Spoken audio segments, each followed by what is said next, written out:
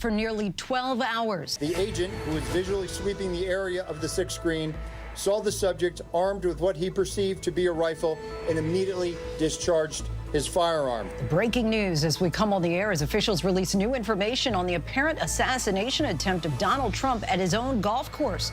From the AK-47 style rifle to the suspected gunman's travel to Ukraine and the newly filed charge today. On the ground in Florida and in Washington, D.C., we have our reporters fanned out covering all the angles of tonight's story. Plus, Haitian people, they're scared to go out because they're afraid about their life, their safety, and all that. after bomb threats forced school closures and local officials to debunk conspiracy theories putting its residents at risk, Springfield, Ohio finds itself in the national spotlight following Donald Trump's unsubstantiated claims. How the community is responding tonight in the face of violence. And clearly, the mission out here is just to try to save this area. These are the ones that are so pristine and some places really untouched. they're called the Last Lands, some of the most remote, beautiful locations in the world, and they're endangered. In our special series, ABC's Bob Woodruff explores some of these astounding places. And tonight we take you to Indonesia, where a series of islands are being ravaged by bomb fishing. What it is, its impact, and how the people of the island are trying to save it. Good evening, everyone. This is ABC News Live Prime. I'm Linsey Davis. Thank you so much for streaming with us. We have a lot of news to get to tonight, but we begin with new details emerging about what federal authorities are calling an apparent assassination attempt on former President Donald Trump. This time at Trump International Golf Club in West Palm Beach, Florida, where a Secret Service agent spotted a rifle poking out of the tree line along the perimeter of the golf course. Cell phone records show the suspect, 58-year-old Ryan Routh, was lying in wait for almost 12 hours. Authorities are now trying to trace his movements in the days and months before Sunday's incident by searching homes in North Carolina and Hawaii and combing through online posts as investigators search for a possible motive. New details also reveal Routh was eager to fight for Ukraine but was rejected based on a psychological check, according to Ukrainian officials. ABC is reporting from around the world tonight to bring you this story. But first, we begin in Florida with our senior congressional correspondent, Rachel Scott. Tonight, newly released body camera footage showing the moment officers handcuffed the 58-year-old man. Authorities say camped out for 12 hours overnight at Donald Trump's West Palm Beach Golf Club with a rifle, apparently trying to assassinate the former president. We are investigating this matter as an apparent assassination attempt of former President Trump. We view this as extremely serious and are determined to provide answers as to what led up to the events which took place. Take a look at what happened. What could be the second attempt on the former president's life in just 9 weeks, raising serious questions about how an armed man was able to get within 400 yards of Trump under heightened security protocol. Is there any evidence to suggest that the suspect knew that Donald Trump would be on the golf course at that time? And was the golf course searched thoroughly before the former president's arrival? So at this time, it was an off-the-record movement, meaning it was not on the former president's official schedule. The acting Secret Service director saying today the security plan for the former president's golf game was put into motion once Trump decided to go to the course. Agents did not post up ahead of time. They did not expect him to go there. Right on the other side of these hedges is the golf course. Officials say that anyone that makes their way into these hedges is simply just out of sight. And that's exactly what they believe that suspected gunman was able to do. You see the FBI right now, they are surrounding the area. They believe that suspected gunman was able to enter. Once Secret Service engaged that suspect, then coming out into this street trying to flee. It was Sunday afternoon. Federal investigators say cell phone records show Ryan Routh was waiting approximately 12 hours in this area near the 6th hole along the tree line of the Trump International Golf Club on the public side of the fence. With him, a loaded SKS, a Soviet-style semi-automatic rifle with scope, a digital camera, a backpack, and a bag containing food. Trump was moving across the fairway near the 5th hole when a Secret Service agent called out gun. The agent, who was visually sweeping the area of the 6th green, saw the subject armed with what he perceived to be a rifle and immediately discharged his firearm. The subject, who did not have line of sight to the former president, fled the scene. He did not fire or get off any shots at our agent. Secret Service immediately surrounding Trump and taking him to a safe location. Sources say agents fired 4 to 6 rounds. Routh taking off on foot, jumping into a black Nissan SUV. A witness spotting him driving off at a high rate of speed, taking a picture of the license plate number and calling the police. Driver! 45 minutes later, police tracked down the suspect traveling northbound on I-95. Walk straight back! You see him exiting the vehicle, T-shirt pulled over his head and taken into custody. He was smart. He was just driving with the flow of traffic. Yeah, I think that he may have thought he got away with it. Officers asking if he knew why he was being stopped. Investigators say the suspect answered in the affirmative. Today, that suspect, Ryan Routh, transported in this white van, appearing in federal court facing firearm charges. Investigators believe he carried the rifle across state lines or obtained it abroad. The serial number obliterated and unreadable to the naked eye.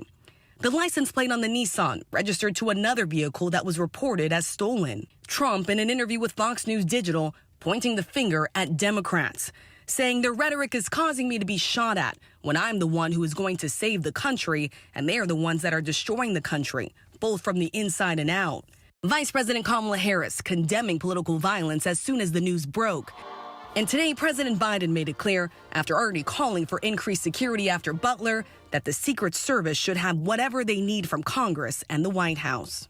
Let me just say, there is no, and I mean this from the bottom of my heart, those of you who know me, many of you do, no place in political violence for political violence in America. None. Zero. Never. Both sides condemning the violence. Rachel Scott joins us now. Rachel, this was certainly a very close call. An agent was just one hole ahead of Trump when he spotted the barrel of a gun in the bushes. What else can you tell us? Yeah, a very close call, and that agent jumping into action.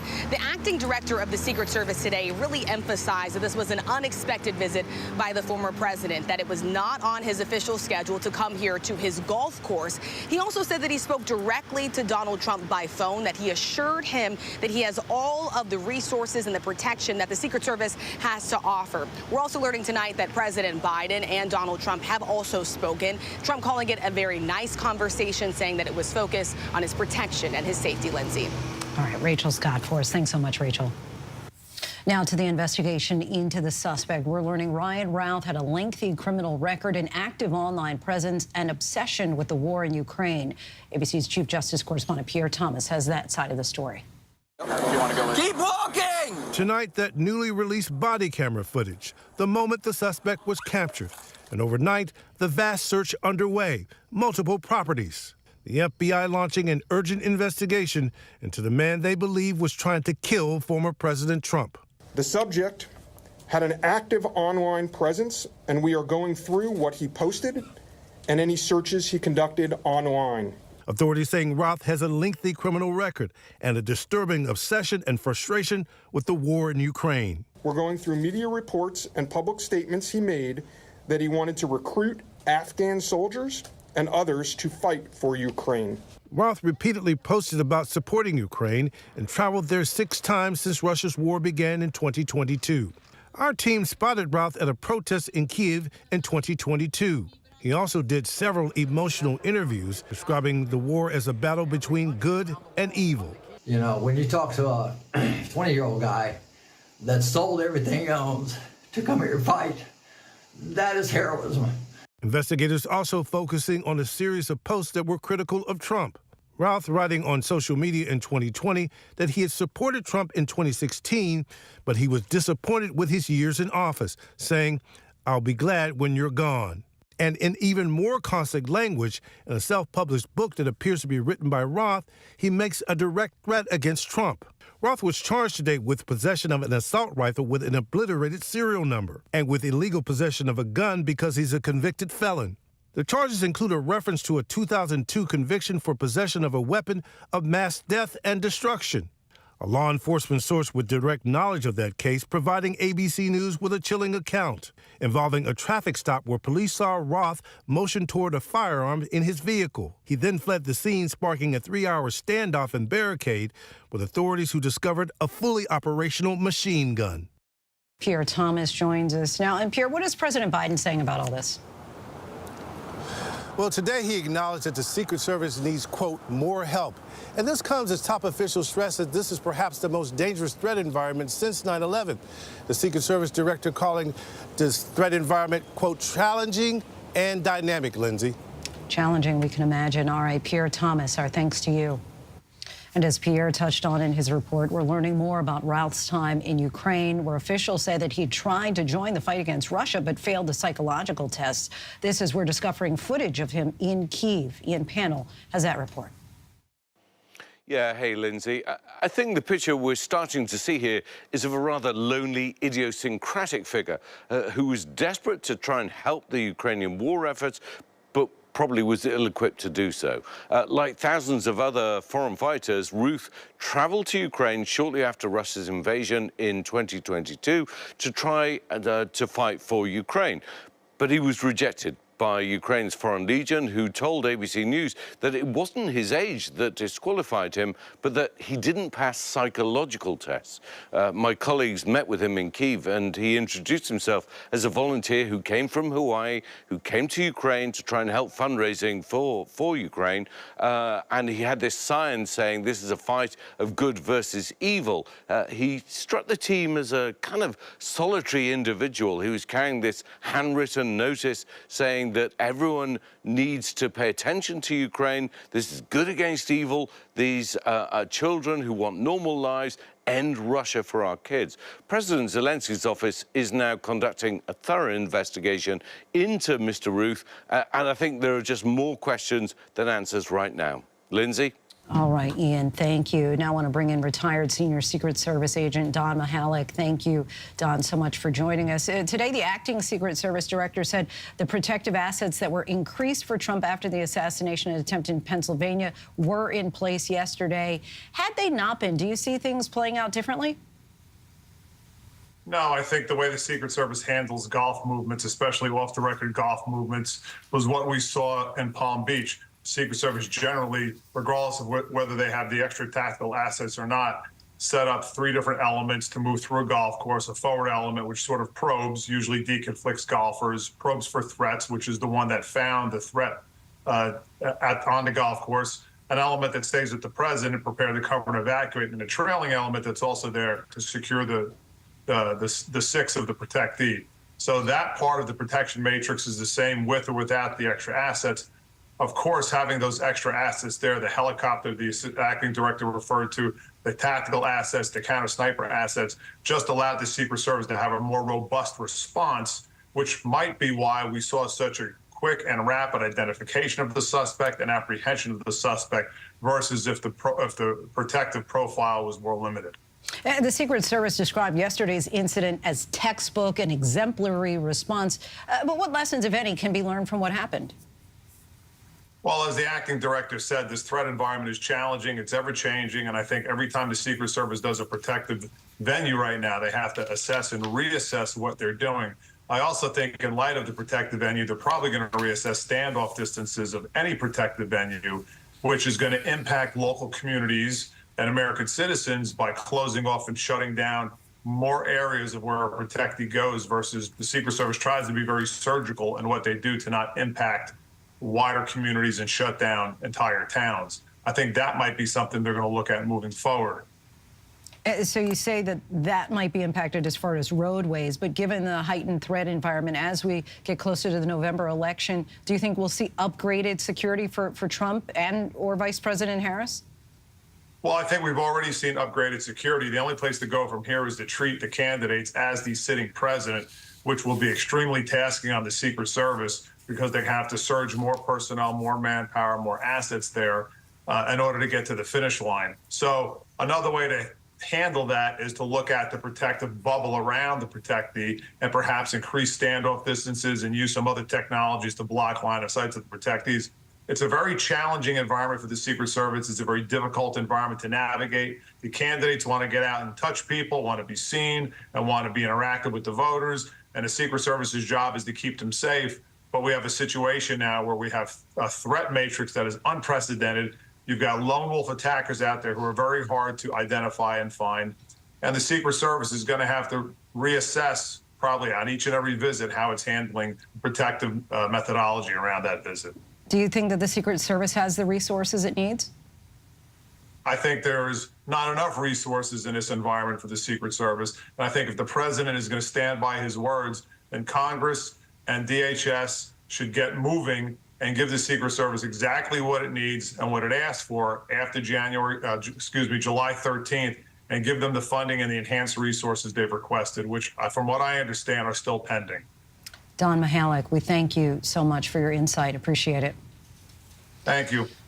Former President Trump is making his disdain known for the global superstar who recently endorsed Kamala Harris. Donald Trump took to his social media platform Sunday and posted, "I hate Taylor Swift." The post comes just days after the pop star endorsed Harris following last week's presidential debate. An ABC News Ipsos poll shows 6% of voters say Swift's endorsement makes them more likely to vote for Harris.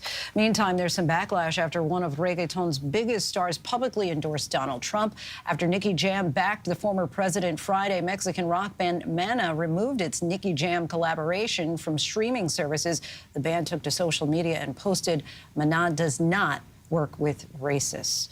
For such a small and usually quiet Midwestern town, Springfield, Ohio has received an outsized share of attention this past week. Many in the town's proud Haitian community, almost all of them in the United States legally, tonight fearing for their livelihoods and lives since baseless claims about crime and the killing of pets began spreading. The town's police, its mayor, and the state's Republican governor all say that none of these claims are true. Our senior national correspondent is in Springfield, Ohio tonight.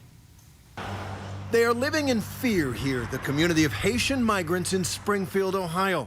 And they tell us they're afraid to leave their homes. Haitian people, they're scared to go out because they're afraid about their life, their safety, and all that. In this town of almost 60,000 people, threats of bombings and shootings have forced the closure of schools and city buildings for days.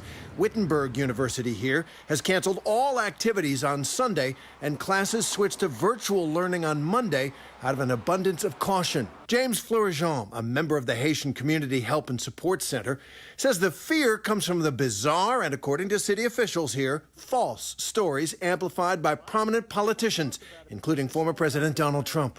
In Springfield, they're eating the dogs, the people that came in. They're eating the cats. They're eating the pets of the people that live there. I know some parents, like, for this period of time, they're trying to keep their children home. Like, by the time they see how things gonna be, like, wait for a couple of weeks to see if things gonna calm down or if things gonna escalate, you see? That's why, like, some parents, they don't even send their children to school, like, for this week. I pressed the former president on Friday in California. The mayor of Springfield, Ohio, the police chief, the Republican governor of Ohio have all debunked this story about people eating pets. And now there are bomb threats at schools and kids being evacuated. Why do you still spread this false story? The real threat is what's happening at our border. Radio host Miguelito Jerome helped launch the new Diaspora Live, in part to keep Haitians in the community informed, but also to bridge the different cultures that now exist in Springfield. And he says despite the hate that's been directed at Haitians by outsiders, the local community has come together to support their businesses. But we can actually try to save Springfield, right? And right now in South Limestone, you have, local residents going to Rose Restaurant. Yes, since that was beautiful. Last weekend pretty much to go to eat, and it's packed. And Ohio's Republican Governor Mike DeWine on ABC's This Week tried to knock down the stories, calling them garbage. This discussion just has to stop. We need to focus on moving forward and not dogs and cats being eaten. It's just ridiculous. But all that hasn't stopped the harmful rhetoric. Republican vice presidential candidate and Ohio Senator J.D. Vance says the story about people eating pets has worked, even if it's not true. The American media totally ignored this stuff until Donald Trump and I started talking about cat memes. If I have to, create stories so that the American media actually pays attention to the suffering of the American people, then that's what I'm going to do, Dana. Springfield's Haitian community comprises the majority of the influx of 12,000 to 15,000 migrants to the area in the past 4 years. With hopes for stability, safety, and jobs, many of these Haitian migrants fled their country, which is ravaged by gang-related violence and poverty, to come to the U.S. Some are protected under the federal government's temporary protected status designation. Ohio is on the move, and Springfield has really made a great resurgence with a lot of companies coming in. These Haitians came in to work for these companies. They're very happy to have them there, and frankly, that's helped the economy.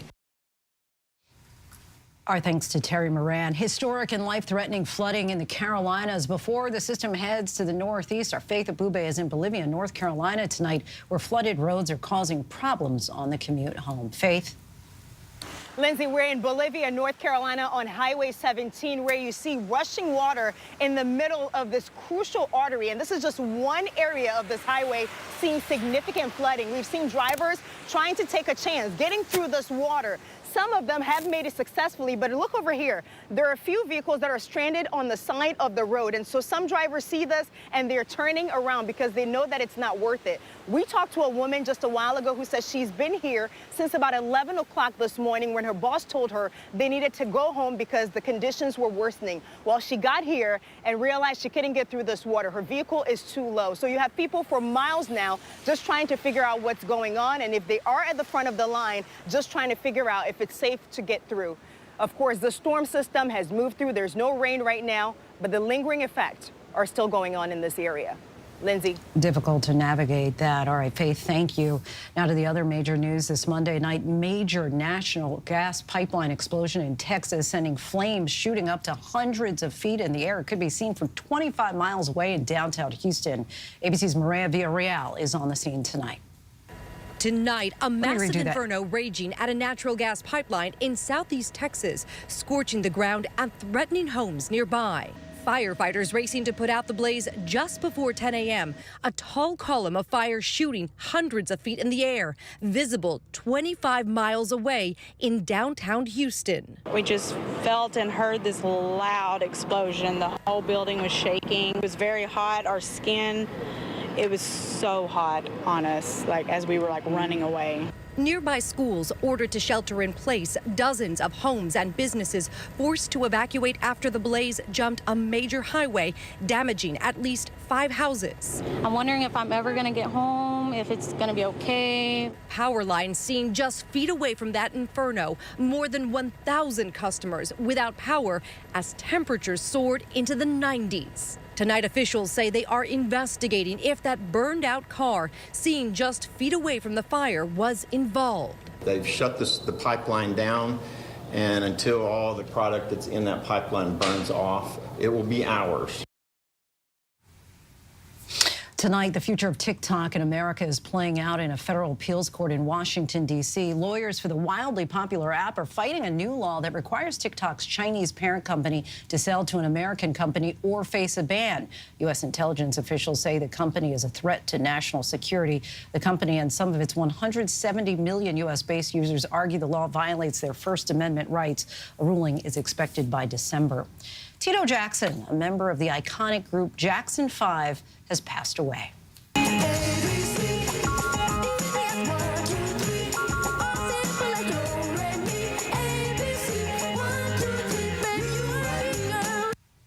The elder brother of the late Michael Jackson contributed to major hits of the Jackson 5 like ABC and I'll Be There, where he sang and played guitar alongside his brothers. Tito Jackson was 70 years old. So much more to get to here on Prime tonight. The reunion tour of an 80s alt-rock band is cut short after an onstage altercation. But next, the true wonders of nature under threat. Our Bob Woodruff takes us to some of the world's last lands to meet the people fighting back to protect our planet. How would you describe this area now compared to what it was like when you were a young kid? Oh, it's completely different, of course.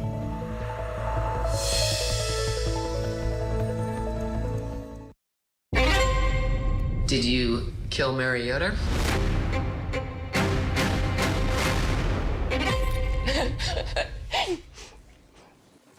Sorry. No, I did not kill Mary Yoder. So it was a normal day until Mary started getting sick. No one really knew what was happening. Her eyes just looked terrified. In less than 48 hours, my mom went from her healthy self to having died. This is a mystery. How did she die? They begin to do this autopsy. It's just screaming, toxin, toxin, toxin. Did somebody intentionally do this to her? When the tests came back, I thought, yeah, holy, are you kidding me?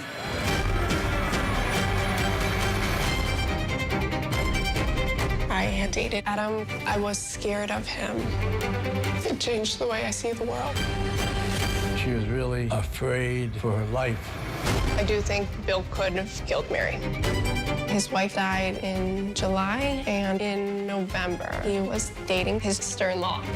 There was nothing in the world that was making sense at that point.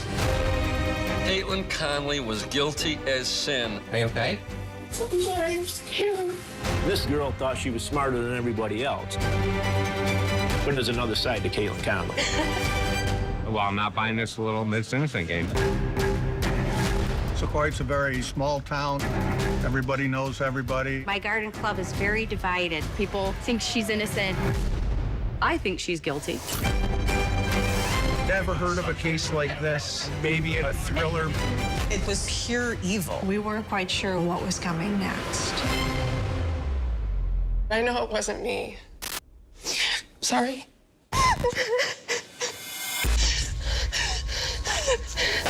So, if it wasn't me, who was it? Little Miss Innocent. Passion, poison, prison. Only on Hulu. You're watching America's #1 streaming news. Live reporting, breaking new exclusives. Keep streaming with ABC News Live. Hey, good morning, America. Good morning, America. Good morning, America. True natural beauty, untouched. One of the last of its kind. But this comes at a cost. 5 countries, 5 incredible real stories of adventure, danger, We have to go. and deceit. These are the last lands, the national parks around the world that have to be saved.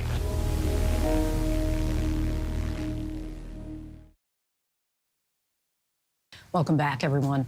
As the Earth warms and the effects of climate change take hold, an increasing number of the natural wonders of our world are under threat. So for the better part of the last year, Bob Woodruff has traveled thousands and thousands of miles, meeting the people fighting back to protect what's left of our remarkable planet. Tonight, he takes us to Indonesia, where some of the world's most stunning reefs and marine life are under attack. It's a sneak peek of a brand new ABC News Live series, Last Lands.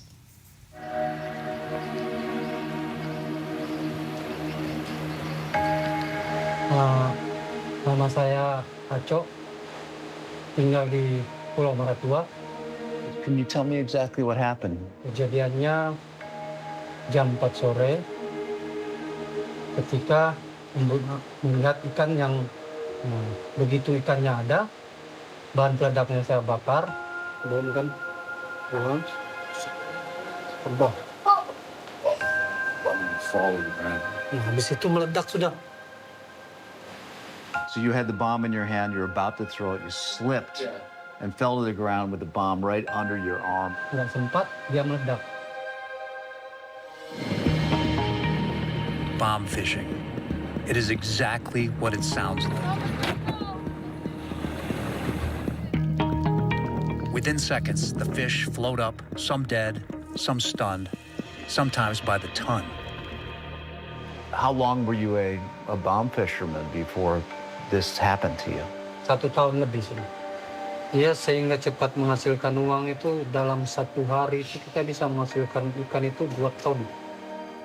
He was just 14 when this happened, almost 20 years ago. So what are you doing now for income? Kadang-kadang ikut sama teman, kalau teman kasihan ya bawa kerja, apa yang bisa saya kerja. Where he and others bomb fish happens to be the center of the world's marine life. So we just got here in Borao. This rain is intense. When this slows down a little bit, we'll be able to get in the boat and head up the river to the east coast and come out into the sea.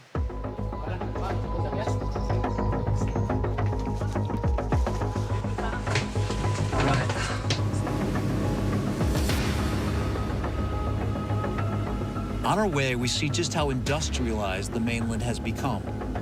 we pass countless mining vessels carrying coal. Mining accounts for more than half of the economy in this province. But after 3 hours, we finally arrive deep into the Celebes Sea.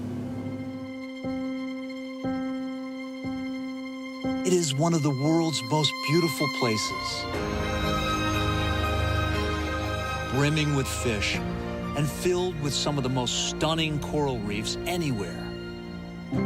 But all that is changing.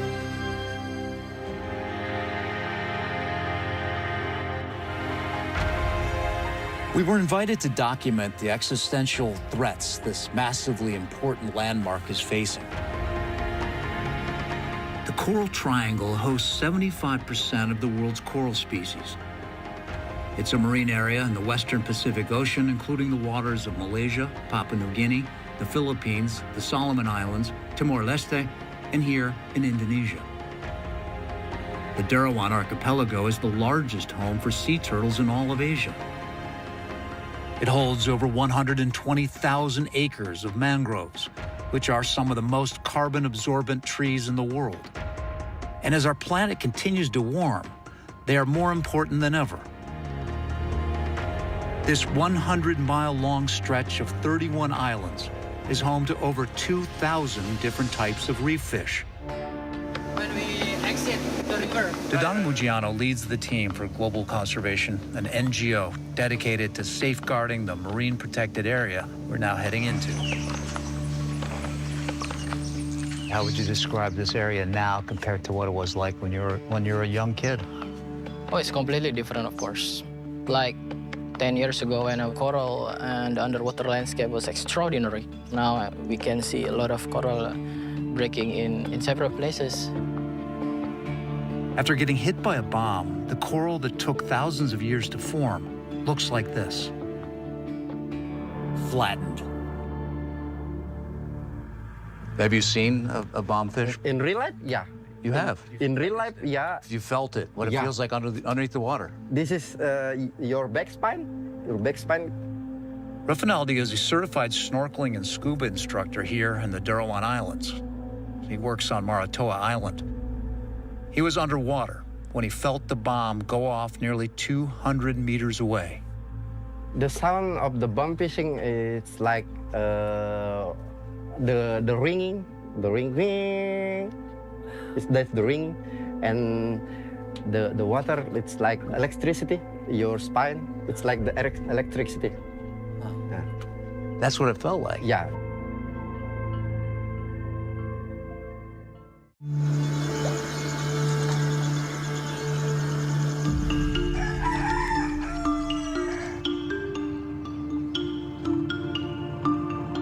The next morning, we embark on a boat tour of Maratoa, the island where our bomb fisher lost his arm. To our surprise, we immediately learn just how prevalent bomb fishing is here. Our own boat captain tells us he was once a bomb fisher. Lebih besar pendapatannya bom daripada pancing, jaring. Pokoknya lebih memuaskan lah kalau bom.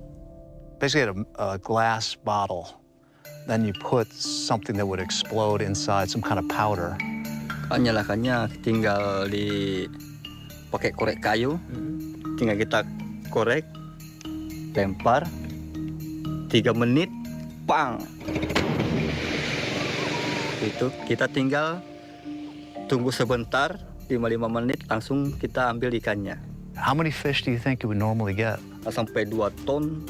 Why did you give it up? Niat mau berhenti kan terakhir, langsung kena tangkap. His arrest was an unlucky twist of fate. A tourist on the beach shot this video of him, posted it on social media.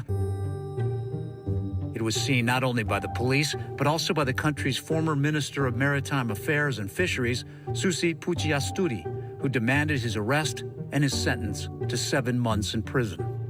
Tourists took a picture of his bomb when they were fishing. That went viral. You found out about that, and you essentially pressured the police to arrest him. Oh yeah, I always push people to do the job. She is well known in Indonesia, partly because of her unique personality, which you can see on her photos at her house on the walls. Before her appointment as a minister, she was a successful entrepreneur with her own airline and a commercial fishing corporation. But by the time she left the government in 2019, she had become an aggressive maritime activist. Since she left, she believes bomb fishing is on the rise. It's been stopped in my time, almost 70 to 80%. How much of the use of bombs gone down? I think it's going up, not going down. Is there more demand for just greater amount of fish? Maybe nobody cares anymore. She says her aim has never been to prevent fishing, but rather overfishing. Everything is collapsed, the numbers of fish, the number of shrimps, the number of lobster is gone. That's all because of being overfished. Yes, because 2001, the government started concess the license to foreign fishing vessel, giving concession license to foreign vessel. Those concessions allowed slews of fishing boats into areas like Derawan and further north into the disputed territories of the South China Sea. You know what they do? They buy one license, they have 10 boats. The same color, the same name. That's what they call, like from China, overseas fishing fleet. So when she took office, she imposed moratoriums, periods of time when no foreign vessels could fish in Indonesian waters. So within these 6 months, you cannot fish. Either you go home, or I will enforce my constitutions.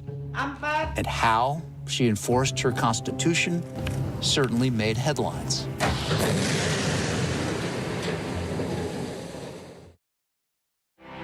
The Indonesian Ministry of Marine Affairs has just demolished 31 illegal fishing boats. Indonesia on Wednesday blew up 41 vessels. The move is part of an ongoing campaign against illegal fishing. When I look back, I was also amazed myself that they allowed me to do that. What were those ships that you blew up? Many from Vietnam, Thailand, and then from China, and from New Guinea. In total, she sank nearly 500 vessels, after removing their crew, of course. It's an organized crime. Illegal fishing is a transnational organized crime. They're not only fishing illegally, they also trade, buying, catching endangered species. Endangered species like sharks and turtles. Since she's left office, she believes this organized crime is once again beginning to flourish. Do you want the current minister to start blowing up boats too, to try to keep them from coming back again? These outside... They say they want to have bilateral, better cooperation bilaterally. They are fighting to preserve their way of life. Our thanks to Bob Woodger for that. You can watch the full first episode of our ABC News live series Last Land, streaming tonight at 8:30 Eastern and 9:30 Pacific on Disney Plus and Hulu. Still much more to get to tonight. Coming up, 2 former FDNY chiefs are arrested in connection with a corruption probe. But first, Latin American women outpace almost all other gender and ethnic groups in terms of their rapid rate of economic growth. We take a look by the numbers coming up. Stay with us.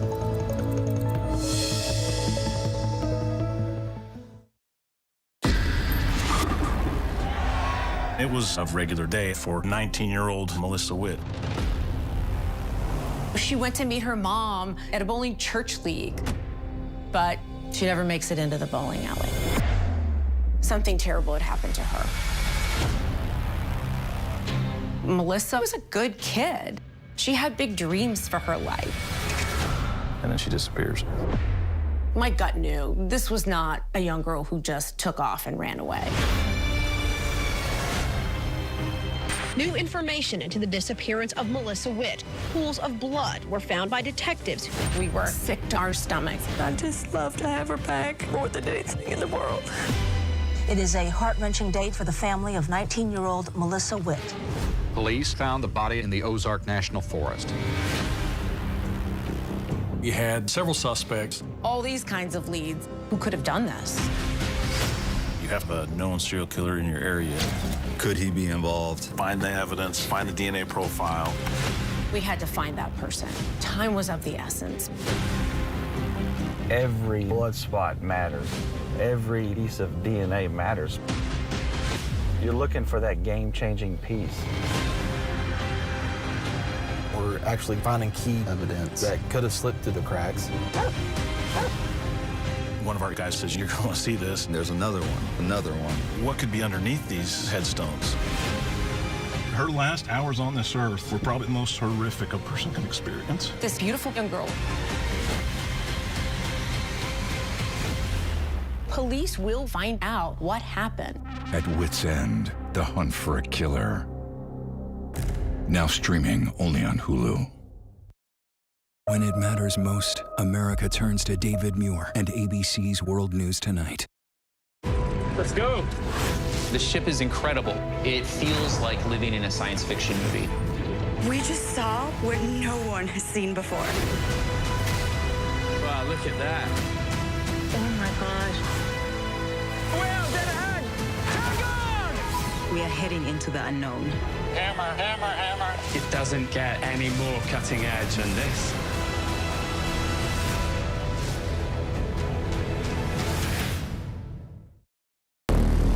True natural beauty, untouched, one of the last of its kind. But this comes at a cost. 5 countries, 5 incredible real stories of adventure, danger, We have to go. and deceit. These are the last lands, the national parks around the world that have to be saved.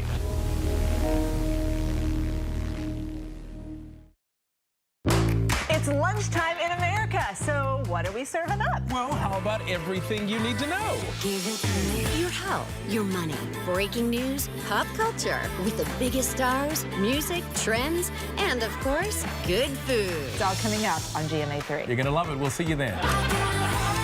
GMA3, what you need to know. A third hour of GMA in the afternoon. So join us, afternoons. For everything you need to know. I love that. Me too. Reporting from the 2024 Democratic Convention in Chicago, I'm Jay O'Brien. Wherever the story is, we'll take you there. You're streaming ABC News Live. And to all the Latinas who are looking at me, keep believing and vote.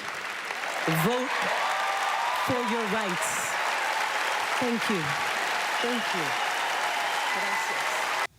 That was, of course, Liza Colón-Zayas accepting the Emmy for Best Supporting Actress in a Comedy Series Sunday night for her role in The Bear. Colón-Zayas is of Puerto Rican descent, but in reminding all Latinas to, quote, vote their right, she was speaking to peers who outpace almost all other gender and ethnic groups in terms of the rapid rate of economic growth. Those figures are tonight's by the numbers. Latin American women contributed $1.3 trillion to the U.S. gross domestic product in 2021. The latest year such detailed figures have been calculated. That amount is double what it was just 11 years earlier in 2010. The economic growth rate of Latin American women in the U.S. in those 11 years was nearly triple that of non-Latinos. All these figures come from a report published by professors at California Lutheran University and UCLA and funded by Bank of America. That steep rate of growth is due to a number of factors. First, more than 60% of Latinas now participate in the workforce, up from 53% in 2000. The rate for non-Hispanic females during that period has been flat. Second, in the decade between 2010 and 2021, the number of Hispanic females with a bachelor's degree has doubled. And naturally, in terms of economic might, it helps to have a growing population. Female Hispanic population growth has been extraordinary, almost 6 times that of America's non-Hispanic population. And we still have much more ahead here on Prime tonight. Her story might just blow your mind. Grammy Award-winning rapper and Emmy-nominated actress Eve is giving us a glimpse inside her life with a new memoir. Our conversation is coming up. But next, she's the world's most famous baby hippo, and she's making a splash on social media. The new Time Limit set to see Mu Dang as her popularity skyrockets. Baywatch is a fantasy. Baywatch was sexy. Baywatch was the #1 show in the world. It was hot. When you hear that theme song, I had no idea how much fun I was going to have. It was addicting. People were just hungry. They were eating that stuff alive. It was a wild time, and I was a wild chick. Everyone tuned in to watch the show because you knew you were going to see someone sexy. I mean, everybody was pretty. Not just white women can look hot and sexy. Anyone can do it. Jason Momoa exploded off of Baywatch. Carmen was a bombshell who had something to say. Pamela Anderson was an icon. Pamela was the sweet girl from Canada who came to get the American dream. I'm really proud of everything I've done. Almost. Baywatch was a whirlwind of epic highs and bitter lows. It was a lot of pressure. They had to wear next to nothing. You want me to wear this? What? He with the best abs wins, or she with the best boobs win. They just wanted to put you under a microscope and see where your flaws are. Everybody was disposable, and if you didn't fit into their brand, you were gone. Baywatch empowered me. Every now and then it hurt me. But so do the people and the things we love. I need to take a break, okay? Greed and lust, fame. It's crazy. It changed everything. It was about pushing the envelope. Iconic. So hot. Everyone likes to watch sexy things. Here's to Good Mornings in America. Can you feel the love? Oh, yeah. Mornings that inspire, filled with hope, kindness, joyous surprises, and so much fun. This is crazy. This is absolutely crazy. Start your day with Good Morning America's Ray of Sunshine, highlighting the best of America and helping make dreams come true. Wow. I'm just so happy. It's so good. Get ready to smile and put the good into your morning, America, because you know what will make the morning better? A little ray of sunshine. Hi, I'm Andy. And I'm Sabrina. And we're moms, juggling tons of stuff every day, like all you moms out there. And you know what we love? Really love? Pop culture. So listen now to our new podcast, Pop Culture Moms, wherever you get your podcasts. ABC News, honored for excellence with 40 Emmy nominations. Mornings, evenings, late night, weekends, streaming 24/7. 40 Emmy nominations. Thank you for making ABC News America's #1 news. An on-stage altercation cuts a reunion tour short. The smashing social media success of a baby hippo leads to visitor time limits. And who are the big winners of the Primetime Emmy Awards? These stories and much more in tonight's Rundown.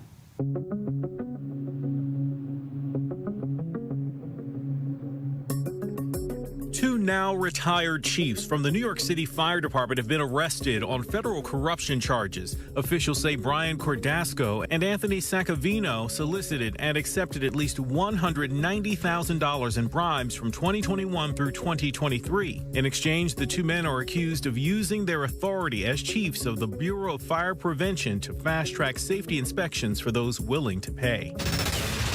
Officials on New York's Long Island released new sketches of a victim in the Gilgo Beach serial killings. The renderings are of an unidentified victim known as Asian Doe, whose remains were found in April 2011 near victim Megan Waterman, though Asian Doe is believed to have been killed in 2006 when they were somewhere between the ages of 17 and 23. The victim was a biological male who was found in women's clothing and worked in the sex trade and may have either identified as a woman or been known by others as one. A case to sort out who will control Rupert Murdoch's media empire after his death began today in Nevada probate court. The New York Times says the 93-year-old Murdoch moved to change the terms of his irrevocable family trust last year to make sure eldest son Lachlan remained in charge of his media companies, which include Fox News Channel and the Wall Street Journal, rather than the original plan to split the businesses among his 4 oldest children. Evidentiary hearings in the case are scheduled to run through next week.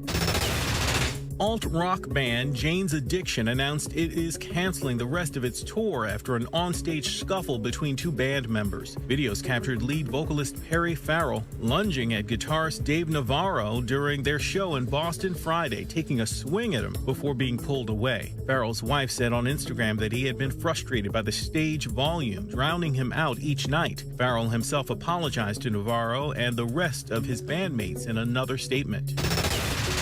Anyone wanting to visit Moo Dang, the beloved Thai pygmy hippo that's taken the world by storm, will have a limited amount of time. The zoo director told local media that visitors would have just 5 minutes with the hippo before moving on.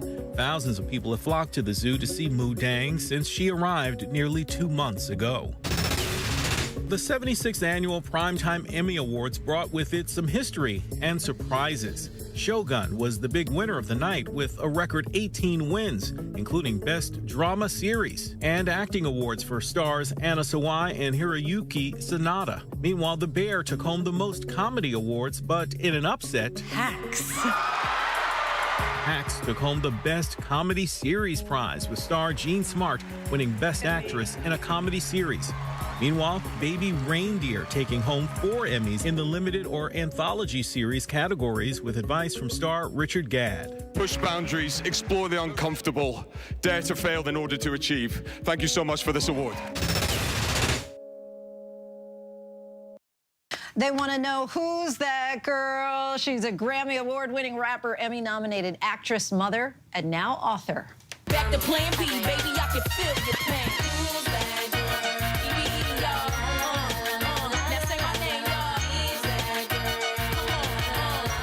She can sing it much better than I can. Eve has long been in the public eye, but now she's pulling back the curtain on her life.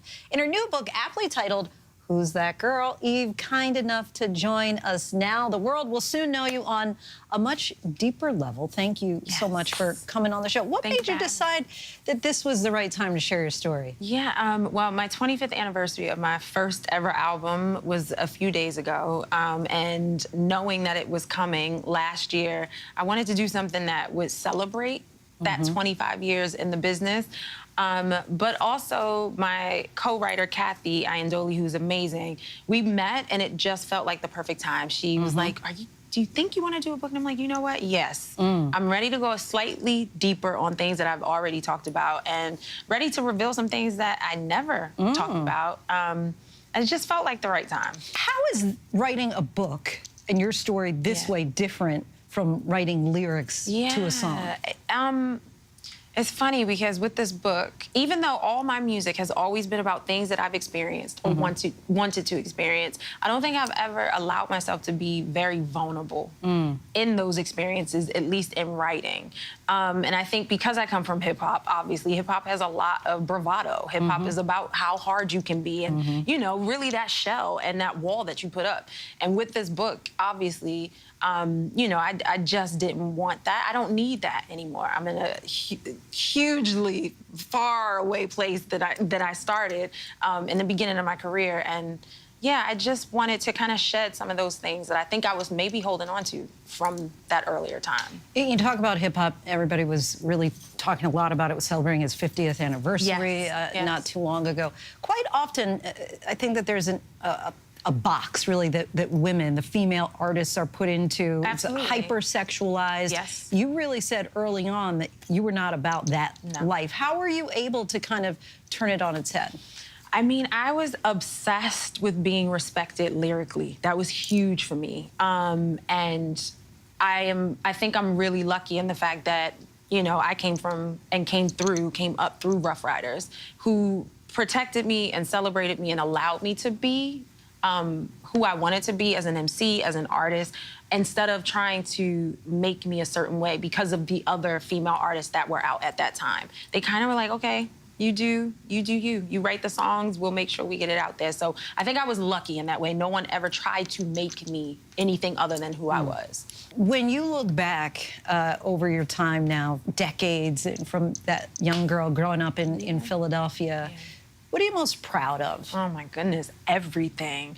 I could not, when I was younger, you know, I kind of saw, you only see a few steps ahead, right? You can't really, you want these things, but my life is so much bigger than I think I wanted, than I even wanted or could even imagine. And I'm actually really proud of myself. And I'd never said I've never said that to myself until I finished this book, actually, and did the Audible series. I called my co-writer and was like, it's a good book. I'm really proud of myself. So that's a nice feeling. Yes. And you talked about how this has kind of cracked you open, more vulnerable. You also show that side in the book, talking about your own difficulties with fertility and having a baby. What do you hope that sharing that aspect of yourself will give to women who perhaps may be dealing with the same challenges? That we are not alone. You are not alone. There are more and more women dealing with these infertility challenges, and that hopefully some of my story will help them maybe recognize some things within themselves. Be your own advocate. Go, if you're having issues and someone's not listening, find someone else. It is not an easy journey. It's not an easy road, but I do think it's important that we talk about these things as women and share these stories, definitely. I always like to ask people who ultimately become authors, right, if sharing your story is cathartic. Was it for you? Yes, very scary. I felt very naked.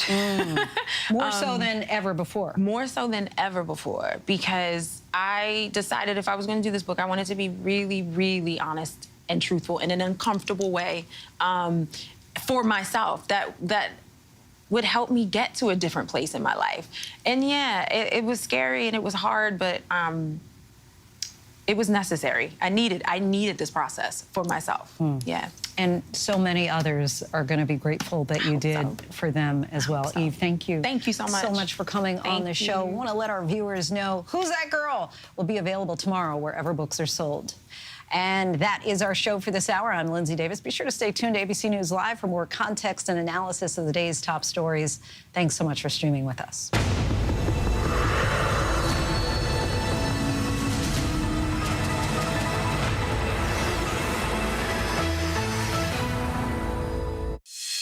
Coming up in the next hour, new reporting on the second apparent attempt on former President Donald Trump's life as we see body camera video showing the arrest of the alleged suspect. Plus, the haunting photo that shows the final moments of the ill-fated Titan submersible. The question is, why was Matthew Perry doing ketamine? How did he get it? And who is to blame for his death? In the case of Matthew Perry, it was kind of the perfect storm. In September and October of 2023, he was getting 6 to 8 shots of ketamine a day. 5 people, including 2 doctors and Matthew Perry's personal assistant, all arrested. These were 2 trained physicians. You feel responsible for Matthew Perry's death? The suspect's part of a broad underground criminal network. The focus of this case right now is really on Dr. Placencia and Jasveen Sangha. They are not pleading guilty like the others.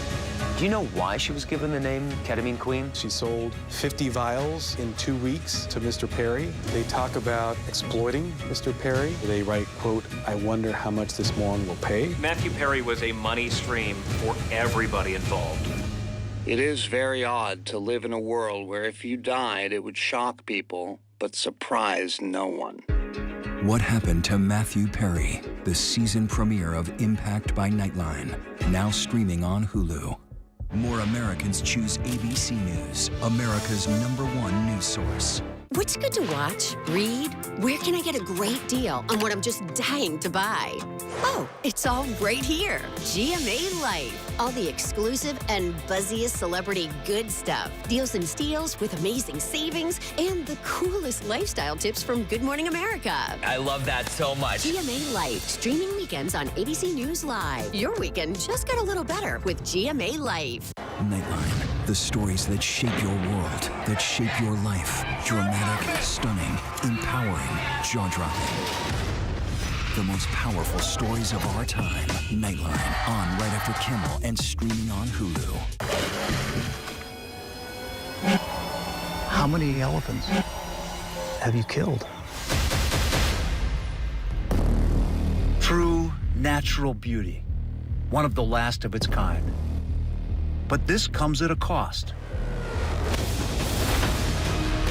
5 countries, 5 incredible real stories of adventure, danger, We have to go.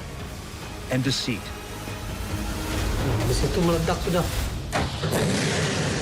Where are we going next?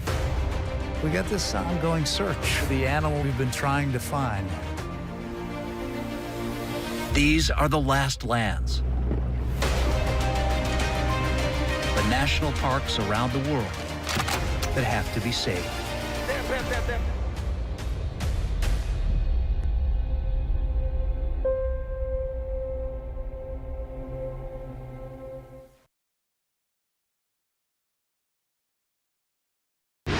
Reporting from Monterey Park, California, I'm Robin Roberts. Wherever the story is, we're going to take you there. You're streaming ABC News Live. Good evening, everyone. This is ABC News Live Prime. I'm Linsey Davis. Thank you so much for streaming with us. We have a lot of news to get to this evening, but we begin with new details about what federal authorities are calling an apparent assassination attempt on former President Donald Trump, this time at Trump International Golf Club in West Palm Beach, Florida, where a Secret Service agent spotted a rifle poking out of the tree line along the perimeter of the golf course. Cell phone records show the suspect, 58-year-old Ryan Routh, was lying in wait for almost 12 hours. Authorities are now trying to trace his movements in the days and months before Sunday's incident by searching homes in North Carolina and Hawaii and combing through online posts. As investigators search for a possible motive, new details also reveal Routh was eager to fight for Ukraine, but was rejected based on a psychological check, according to Ukrainian officials. We kick off our team coverage in Florida with our senior congressional correspondent, Rachel Scott. Tonight, newly released body camera footage showing the moment officers handcuffed the 58-year-old man authorities say camped out for 12 hours overnight at Donald Trump's West Palm Beach Golf Club with a rifle, apparently trying to assassinate the former president. We are investigating this matter as an apparent assassination attempt of former President Trump. We view this as extremely serious and are determined to provide answers as to what led up to the events which took place. Take a look at what happened. What could be the second attempt on the former president's life in just 9 weeks, raising serious questions about how an armed man was able to get within 400 yards of Trump under heightened security protocol. Is there any evidence to suggest that the suspect knew that Donald Trump would be on the golf course at that time? And was the golf course searched thoroughly before the former president's arrival? So at this time, it was an off-the-record movement, meaning it was not on the former president's official schedule. The acting Secret Service director saying today the security plan for the former president's golf game was put into motion once Trump decided to go to the course. Agents did not post up ahead of time. They did not expect him to go there. Right on the other side of these hedges is the golf course. Officials say that anyone that makes their way into these hedges is simply just out of sight. And that's exactly what they believe that suspected gunman was able to do. You see the FBI right now, they are surrounding the area. They believe that suspected gunman was able to enter. Once Secret Service engaged that suspect, then coming out into this street trying to flee. It was Sunday afternoon. Federal investigators say cell phone records show Ryan Routh was waiting approximately 12 hours in this area near the 6th hole along the tree line of the Trump International Golf Club on the public side of the fence. With him, a loaded SKS, a Soviet-style semi-automatic rifle with scope, a digital camera, a backpack, and a bag containing food. Trump was moving across the fairway near the 5th hole when a Secret Service agent called out gun. The agent, who was visually sweeping the area of the 6th green, saw the subject armed with what he perceived to be a rifle and immediately discharged his firearm.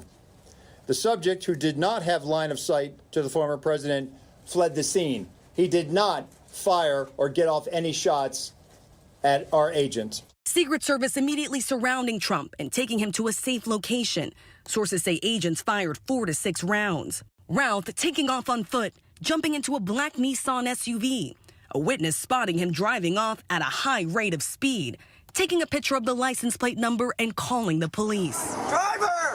45 minutes later, police tracked down the suspect traveling northbound on I-95. Walk straight back! You see him exiting the vehicle, T-shirt pulled over his head and taken into custody. He was smart. He was just driving with the flow of traffic.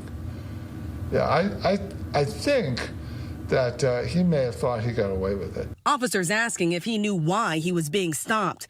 Investigators say the suspect answered in the affirmative. Today, that suspect, Ryan Routh, transported in this white van, appearing in federal court facing firearm charges. Investigators believe he carried the rifle across state lines or obtained it abroad. The serial number obliterated and unreadable to the naked eye. The license plate on the Nissan registered to another vehicle that was reported as stolen. Trump, in an interview with Fox News Digital, pointing the finger at Democrats, saying their rhetoric is causing me to be shot at when I'm the one who is going to save the country and they are the ones that are destroying the country, both from the inside and out. Vice President Kamala Harris condemning political violence as soon as the news broke. And today, President Biden made it clear, after already calling for increased security after Butler, that the Secret Service should have whatever they need from Congress and the White House. Let me just say, there is no, and I mean this from the bottom of my heart, those of you who know me, many of you do, no place in political violence for political violence in America. None. Zero. Never. Both sides condemning the violence. Our thanks to Rachel Scott for that. Now to the investigation into the suspect. We're learning Ryan Routh had a lengthy criminal record, an active online presence, and an obsession with the war in Ukraine. ABC's Chief Justice correspondent Pierre Thomas has that story.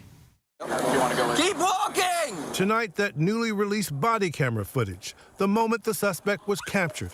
And overnight, the vast search underway, multiple properties.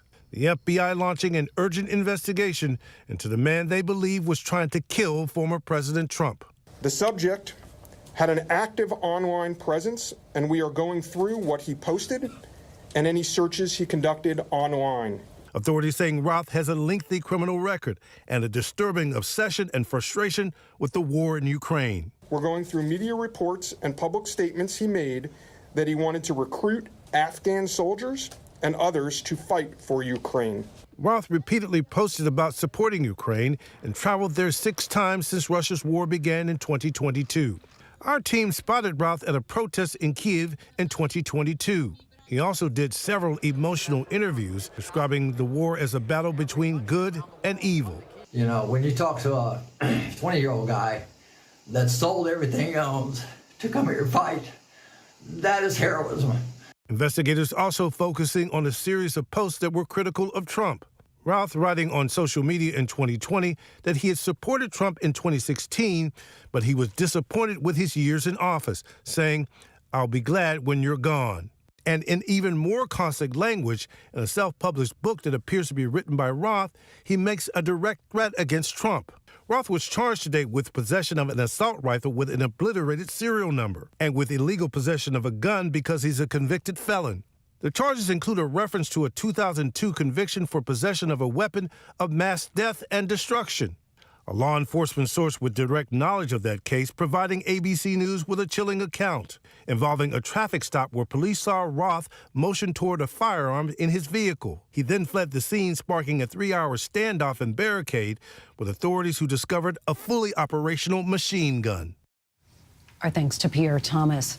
For such a small and unusually quiet Midwestern town, Springfield, Ohio, has received an outsized share of attention this past week.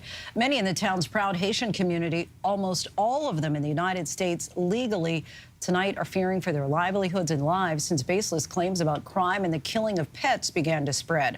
The town's police, its mayor, and the state's Republican governor all say that none of these claims are true. Our senior national correspondent is in Springfield tonight. They are living in fear here, the community of Haitian migrants in Springfield, Ohio. And they tell us they're afraid to leave their homes. Haitian people, they're scared to go out because they're afraid about their life, their safety, and all that. In this town of almost 60,000 people, threats of bombings and shootings have forced the closure of schools and city buildings for days. Wittenberg University here has canceled all activities on Sunday, and classes switched to virtual learning on Monday out of an abundance of caution. James Fleurejean, a member of the Haitian Community Help and Support Center, says the fear comes from the bizarre and, according to city officials here, false stories amplified by prominent politicians, including former President Donald Trump. In Springfield, they're eating the dogs, the people that came in. They're eating the cats. They're eating the pets of the people that live there. I know some parents, like, for this period of time, they're trying to keep their children home. Like, by the time they see how things gonna be, like, wait for a couple of weeks to see if things gonna calm down or if things gonna escalate, you see? That's why, like, some parents, they don't even send their children to school, like, for this week. I pressed the former president on Friday in California. The mayor of Springfield, Ohio, the police chief, the Republican governor of Ohio have all debunked this story about people eating pets. And now there are bomb threats at schools and kids being evacuated. Why do you still spread this false story? The real threat is what's happening at our border. Radio host Miguelito Jerome helped launch the new Diaspora Live, in part to keep Haitians in the community informed, but also to bridge the different cultures that now exist in Springfield. And he says despite the hate that's been directed at Haitians by outsiders, the local community has come together to support their businesses. But we can actually try to save Springfield, right? And right now in South Limestone, you have,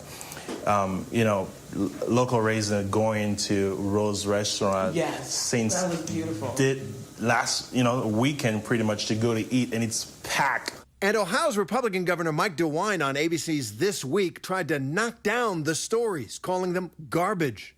This discussion just has to stop. We need to focus on moving forward and not dogs and cats being eaten. It's just ridiculous. But all that hasn't stopped the harmful rhetoric. Republican vice presidential candidate and Ohio Senator J.D. Vance says the story about people eating pets has worked, even if it's not true. The American media totally ignored this stuff until Donald Trump and I started talking about cat memes. If I have to, create stories so that the American media actually pays attention to the suffering of the American people, then that's what I'm going to do, Dan.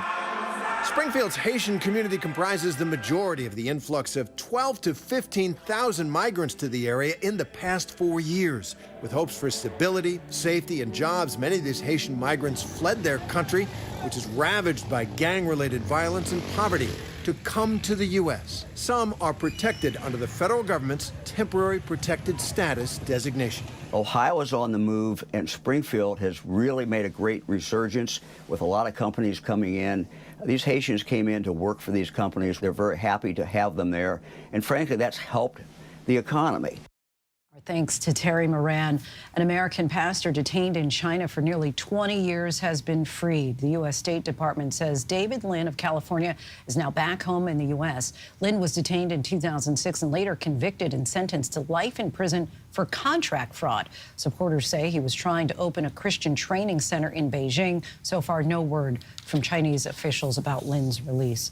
The former Uvalde Schools police chief made his first court appearance since he was indicted for his role in the slow law enforcement response to the fatal 2022 Robb Elementary School shooting.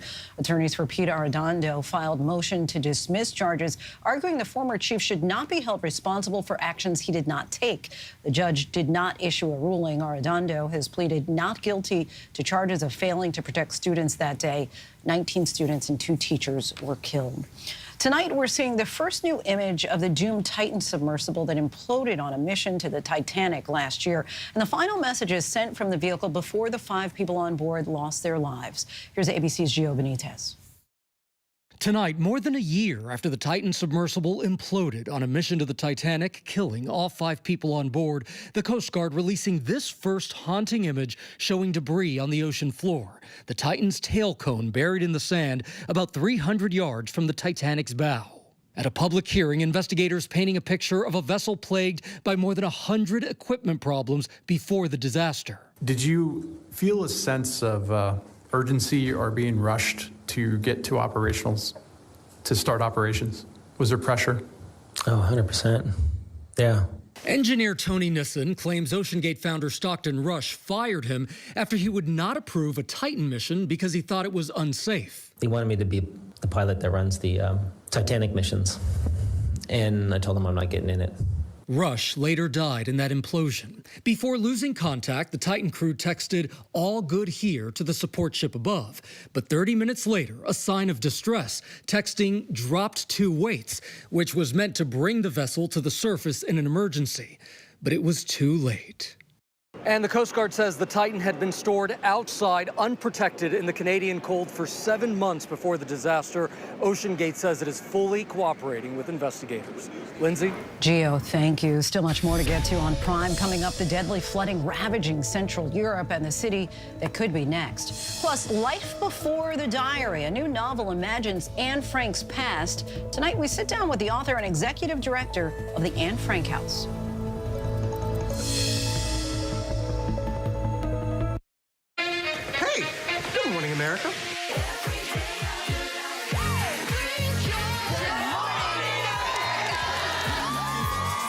America. Good morning, America. Good morning, America.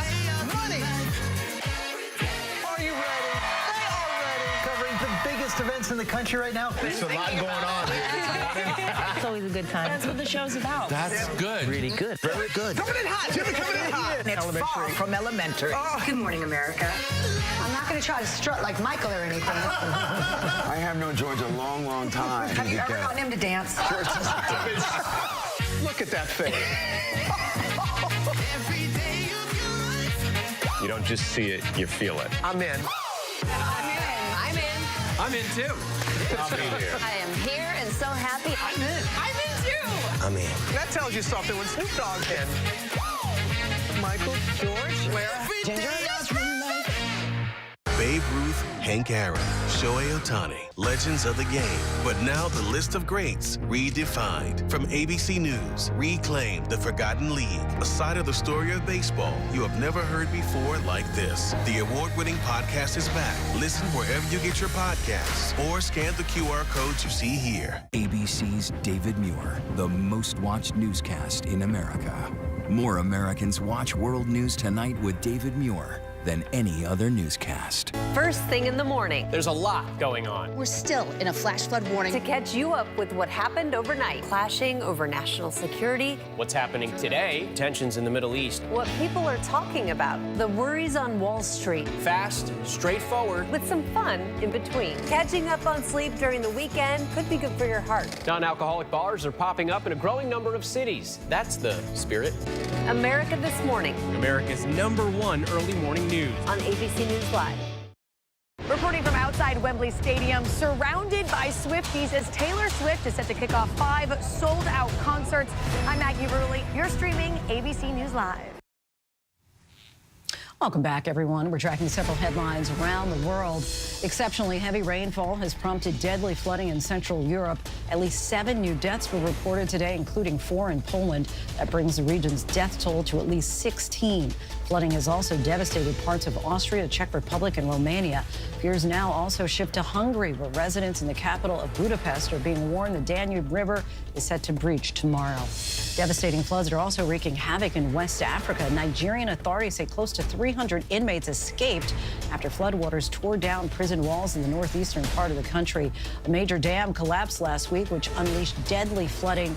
More than 1 million people are now displaced. In Brazil, a mayoral candidate is out of the hospital after one of his rivals slammed him with a metal chair during a televised debate. He apparently suffered a fractured rib in Sunday's attack, which happened after he referred to allegations of sexual misconduct involving the rival candidate, who's also a former news anchor. The best-selling author behind Practical Magic and Dove Keepers, Alice Hoffman, is now out with a new novel called When We Flew Away. The story takes readers on the journey through Anne Frank's life leading up to confinement. And today, we are joined by none other than the author, Alice Hoffman, and executive director of the Anne Frank House, Doyle Stevick. Thank you both so much for joining us. When did you all first come across the Diary of Anne Frank? I actually was 12, and I was at a Scholastic book fair. And I found it, and it just completely changed my life. I think I'm a writer because I read that book. How so? How did it change your life? Well, I think what you read when you're 12 or 13 impacts you more than any other reading you'll ever do. Makes you the reader that you are and the person that you are. When I read it, and when I was in school, we only read male authors. To read a book by a young Jewish girl was just kind of blew my mind and changed my life. How about you, Doyle? For me, it was encountering the Anne Frank House itself, because we know the museum, but Otto Frank really intended to have an institution that would help young people capture their voice and be inspired by Anne, and all their programs are designed for that purpose. They've been in 89 countries and all over the world. And Alice, what made you decide, I want to tell her life story from before she was ever, had lost in all of her freedoms and family? Well, to tell you the truth, Scholastic came to me, the publishing company. It was their idea to do it. And they had discussed it with the Anne Frank House, and then they came to me. And I said yes immediately. I didn't even think about how difficult it was. I just felt like it was such an honor, and it was kind of a full circle moment for me in my life to be able to be involved with the Anne Frank House and with her story. And talk to us about the instrumental role that the Anne Frank House played in helping to understand the life of Anne prior. Yeah, the historians there went over everything with me. I went over to Amsterdam with my best friend Jill, and they took us everywhere. We went to the house where the Frank family had lived before they went into the attic or the annex, and to her neighborhood, to her school. She went to a Montessori school. They were incredibly generous with their time and read everything, because I wanted to make sure the facts were the facts, and that everybody felt that when they read it, they could trust the facts to be the facts. Tell us about some of the archives, some of the mementos that you all have preserved. That's right. Well, the Anne Frank House in Amsterdam has built an incredible research team and archive, and they've collected letters that Otto Frank wrote around the world, among many other things.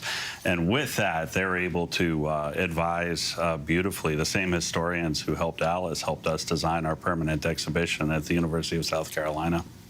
And what would you hope that young people, perhaps reading your book now, will gain from it? Well, you know, one thing was that my niece, who was 11 and a half and who lived in Austria, had never heard of Anne Frank. That was one of the reasons I wanted to write the book. And my feeling is I want someone to finish my novel and immediately start the diary and feel the kind of hope that Anne had, even in a very difficult, brutal world. And Doyle, do you feel that Alice's words are able to kind of give life and breath to the artifacts? Beautifully so. Once they read her book, they will read the diary, and then they'll come to us for the educational programs the Anne Frank House has produced. So we look forward to welcoming them for that. So hand-in-hand partnership here all around. All right, Alice, Doyle, we thank you both so much for coming on the show.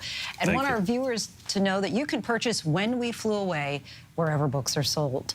And still to come, the life and legacy of Christopher Reeve through the eyes of his children, including our own Will Reeve.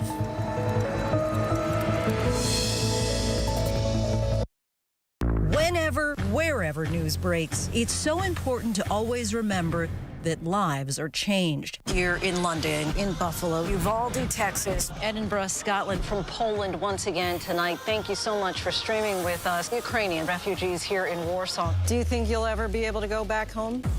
We're heading to a small community outside of Mexico City. Splintered houses and splintered lives. The magnitude of the devastation. You're streaming ABC News Live. Reporting from Rolling Fork, Mississippi, Santa Fe, New Mexico, Raleigh, North Carolina, the U.S. Capitol, Mayfield, Kentucky, Minneapolis, Mexico, Tongass National Forest, Alaska. Getting you behind the stories as they happen, giving you a front row seat to our world as it plays out in real time, live. ABC News Live Prime.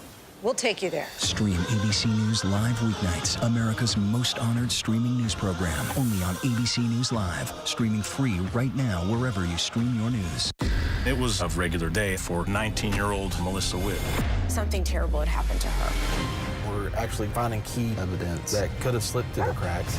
Police will find out what happened. At Wit's End, the hunt for a killer, only on Hulu. True natural beauty, untouched, one of the last of its kind.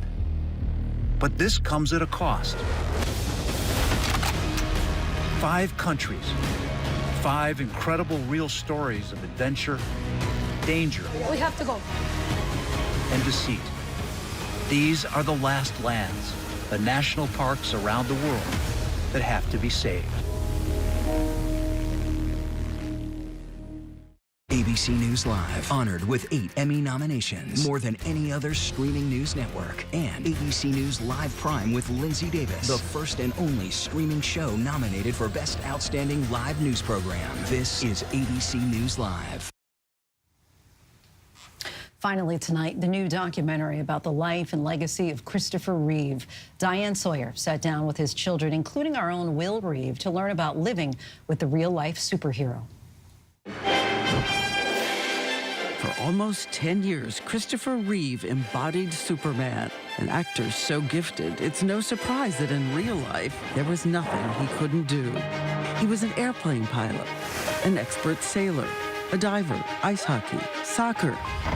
Almost 30 years ago, 42-year-old Christopher Reeve, a champion horseback rider, had an accident that was at once freakishly random and catastrophic.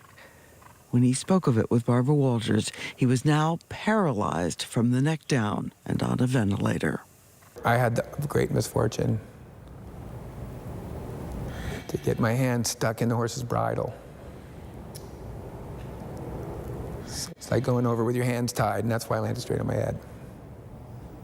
In the new documentary Superman, it is his wife Dana who will prepare their 2-year-old son Will and her 11 and 15-year-old stepchildren Alexandra and Matthew for the dad so radically changed. She said, it's gonna look really scary, but he's still there. Just talk to him. Ignore everything else. Just talk to him. As far as I remember, my first words were just, I love you, we're here. I think in an effort to make sure that I wasn't terrified of my dad permanently, my mom made sure that I was involved as was reasonable. And that included always being near him and touching him and helping. Oh, good. That's great. Well, thanks. Their injured father, their valiant mother, began teaching how a wounded family can still be a family.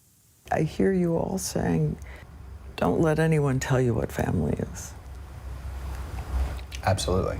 No matter how scraggly the branches on the family tree might be, as long as it's rooted in love, it doesn't matter what your family looks like, as long as it's yours. About a village gone to ruin by a girl called Abigail. She was always singing, and I, being 10, 11 years old, be like, Mom, stop, it's so annoying, I'm trying to watch the show, or like, why are you always singing? Hindsight is 20/20, but I wish that I had asked her to sing more, because when I think about her, that's where I go.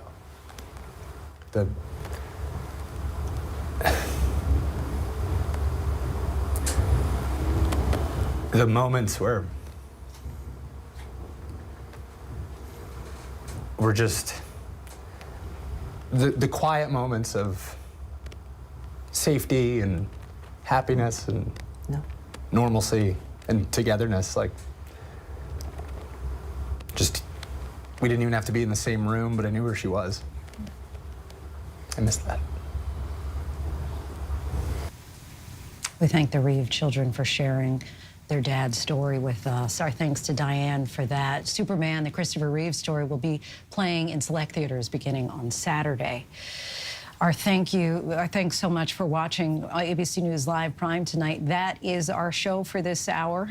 Be sure to watch the latest throughout the evening. You can always find us on Hulu, Roku, Pluto TV, the ABC News app, and of course on abcnews.com. Thanks so much for streaming with us. Have a great night.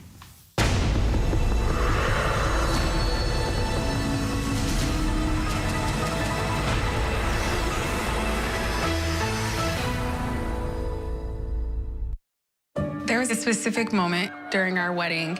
I looked at Jason, I looked at my children, and I realized this was real.